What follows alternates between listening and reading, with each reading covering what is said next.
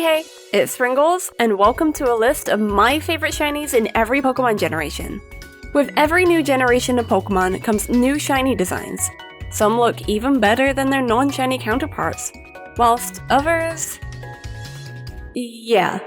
And not to mention cases where previously good-looking shinies get unfortunately downgraded in future games, especially those who made the jump to 3D. Some of the colors get washed out with the 3D lighting, oftentimes making a shiny Pokemon look unchanged from its original colors, or generally making the colors less appealing. I'll take into account how a shiny changes across every generation it is in, meaning though I love shiny Drapion for example, its 3D model becoming less saturated definitely tanked my overall opinion on the shiny, alongside many other cases. And as always, if you like this video, consider liking or subscribing. Only 15% of y'all have subscribed, and checking to see if you're subbed helps me out a lot. Now, without further ado, let's get started! Back in the Generation 1 games, shiny Pokemon did not exist in the way we know it today. You could transfer a Pokemon from your Generation 1 games into Generation 2, and if they have the right stats, they could be shiny, and this is only if they were a gift or stationary Pokemon. So we'll just talk about how this Pokemon looks in future games. Personally, I've always adored Ponyta's shiny. The Blue Flames is a classic change that wasn't introduced until Generation 3. I find it interesting how in Gold, Silver, and Crystal, shiny Ponyta and shiny Rapidash are kind of the opposite to what we know them as today. And honestly, I think I prefer it this way. Ponyta's mane looks so vibrant and cute, while Rapidash's grey mane is more majestic and older looking. Blue Flames in general typically look great on a Pokemon, which is part of what makes Mega Charizard X and the Litwick line's design so great. Also, while we're talking about Ponyta, although I would count Galarian Ponyta as a Gen 8 Pokemon, I wanted to quickly mention how good its shiny is as well. However, although I do find the minty colors great, and I prefer the base design of Galarian Ponyta over Kantonian Ponyta, I would still say I prefer Kantonian Ponyta's shiny, which is why I'd say this shiny is the best of its generation. Wait, do you guys hear that? So I adore Furret.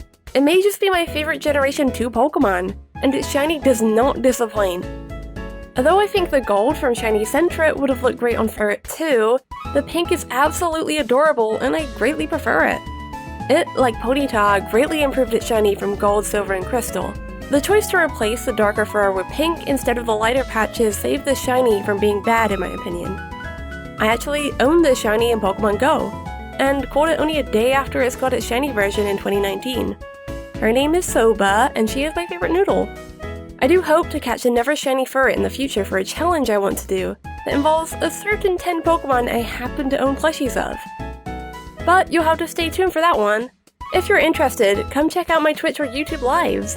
I'm live every Monday, Thursday, and Saturday at 7 PM GMT, and we'd love to see y'all there. Now, what comes after Johto? Oh yeah, it's... This is so hard. Those who know me know that my favorite Pokemon is a Pokemon from this generation, Chimecho. And I'm currently shiny hunting it in every game it's in, including a couple Pokemon Rumble games. However, although I've grown to adore the shiny after initially hating it, I don't think I can say it's my favorite Gen 3 shiny. Shiny Chimecho looks like you've left it out in the sun for too long, and although I like it, there's just greater shinies in this generation, including Shiny Melodic. I personally adore this one ever since I hatched the shiny Feebas in Pokemon Go, and walked a lot to evolve it into Shiny Melodic. Pushing personal bias aside, its shiny is just as majestic as its original, with the gold tail complementing its periwinkle fins. Which, yes, those are apparently fins by the way. The textures in the newer games help out the shiny tremendously. Its scales look so good in Scarlet and Violet. It is the most beautiful of all Pokemon after all, and the shiny does not disappoint me. And do you know what else doesn't disappoint me? The sponsor of today's video, Advanced GG. Advanced is a gaming supplement brand with products formulated to improve focus, energy, hydration, sleep, and boost vitamins and minerals without the sugar crash. With their sugar-free and diabetic-friendly products, Advanced is a healthy alternative that also tastes great. My current favorite flavor is strawberry peach, but Advanced has so many different flavors, there could be a greater flavor out there I haven't tried yet. If you want to give Advanced GG a try, you can use my code SPRINGLES10 at checkout to save 10% on your order, or visit the link in the description to have the code automatically registered. Thank you to Advanced GG for sponsoring me. Back to the shiny rankings. Adding gold into a Pokemon shiny is a great idea. Most of the time. And with Generation 4, this is mostly the case. From Shinx to Riolu, gold can make a shiny pop out. Except I'm not a furry, so my favorite Generation 4 shiny is Drifloon. Now, I mean that as a joke. The Shinx and Riolu lines are gorgeous. I just happen to like Drifloon a little bit more, despite it being quite the unsettling and dangerous Pokemon in the Pokédex. And I love the change they added with the blue. I think it works so well, especially compared to regular Drifloon. Now, I do think that Drifblim is a little bit of a downgrade, however, it doesn't change how great of a shiny this is.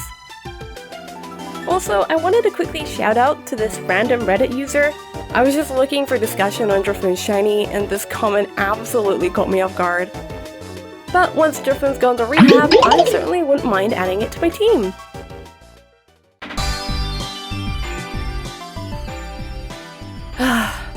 If you haven't already gathered your pitchforks and torches, I feel like you may after this one.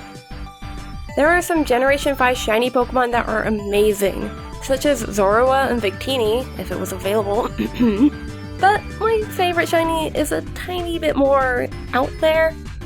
I'm a big fan when the entire color scheme is changed, and though the vibrant colors can hinder how good a shiny looks, I can't help but find charm in Maractus. In truth, I'm not sure what part of it makes it my favorite. It could be the inverted colors, as I'm a huge fan of shinies that do this. Or it could be how big the change from dark green to pink is. I'm not sure, but I can say that this is for sure my favorite Generation 5 shiny.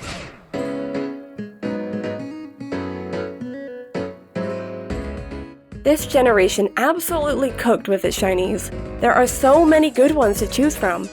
Greninja is cool, Aurorus makes me wish it was originally that color, and Noivern? Okay, maybe I don't like Noivern shiny. Noibat's cool though. But who am I kidding? Sylveon is the most obvious answer here. Although I'm more of a Leafeon and Jolteon fan, as you may know, their shinies aren't the greatest. However, Sylveon's color scheme is already so great. And I've already mentioned how good a shiny can be with just inverting a Pokemon's main colors. Sylveon fans are very lucky with this one, and I can definitely see myself wanting to hunt this in the future.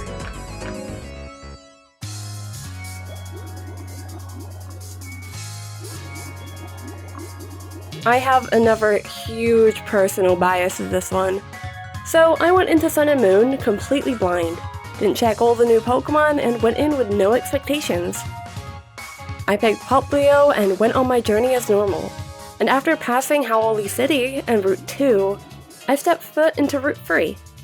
Excited by the idea of finding new Pokemon to discover, I ran through the tall grass, and was pleased to see a cute little pink bug. However, my heart skipped a beat when I saw the sparkles appear after it fully came into the field. It was my first time ever seeing Cutiefly, and I didn't even know it wasn't meant to be pink. Needless to say, I caught it immediately. I remember being nervous as I leveled it up. What was it going to look like when it evolved? Would it still be cute? Would it still be pink? I held my breath as the silhouette came into view, and was absolutely enamored with Rabombi's design, and the fact that it was still pink. The red scarf was so cute as well, and that's why I can't say anything else other than Rabombi for my favorite Gen 7 shiny. I recently saved this shiny for my 3DS, and now, you guys can meet Melly.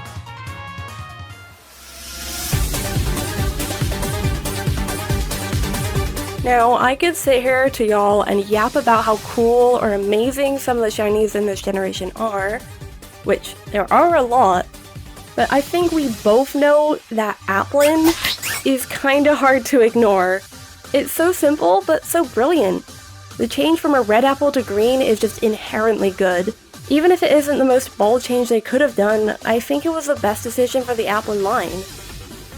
Not only does Applin itself look great, but continuing this shiny pattern in both its Galar evolutions is so cool, and yet again, couldn't be better.